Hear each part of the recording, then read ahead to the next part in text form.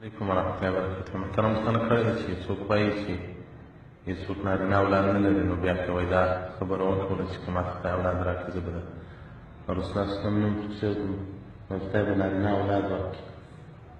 او دغه رنګه وایي که سورت یوسف نارینه و ښځه دواړه ووایي نو خدای به نارینه اولاد ورکړي. دا وایي دا خو د خدای کارونه دي، نو دا بیا څنګه په دغه سره نارینه اولاد پیدا کېږي. محترمه دا یو ډېر فاسد فکر دی چې د بعضو خلکو سره شته چې وایي دا نو د خدای کارونه دي څنګه پیدا کېږي.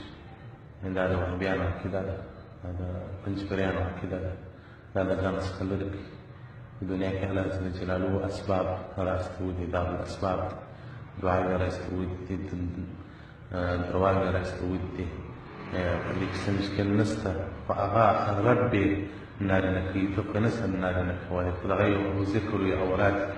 نو د سورت یوسف متعلق معلومات نشته راته، دا چې د رسول الله صلی د نامه پورې سفینة القادریه صفحه یو سل درې پنځوس او درې پنځوس هغه وایي د رسول الله صلی د نامه له فوایدو له ګټو څخه یو دا ده: من اراد ان تلد امرأة ذکور، څوک اراده لري چې ښځه د ده د اولاد نارینه راوړي، فلیضع یده الیمنی، راسته لاس یې د ښځې په سینه باندې کېږدي، وهي نائمة ښځه یې ویده وي، بیا یې دا لاس تر دغه سینې بیا د نامه پورې رامسته کړي چې دغه چې حمل په درېیمه میاشت کې یا په اول او په دویمه کې.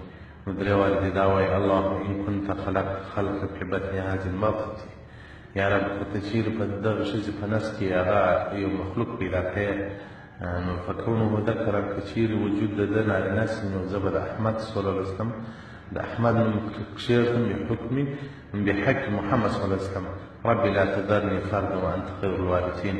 دغه دعا درسې وکړي، نو خدای به نارینه اولاد ورکړي.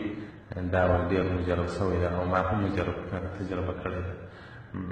نو خلکو ته مې هم ورښودلي دي چې ډېر وخت خلک دي لوڼې لري اولاد نه لري. دا ټول هغه شیان دي چې الله جل جلاله راستولي دي، دعاوې دي، اذکار دي، نوافل دي. دا صلات حاجت د چیز لپاره ده؟ ولې یې کوې؟ نو که خدای کار کوه چې کنې نه به کېږي. صلات حاجت نه به د څه لپاره کوې؟ دا د بدو خلکو ارادي او عقیدې اله کوي چې په شیانو کې شک تدبیر شي. والسلام علیکم ورحمة الله وبرکاته.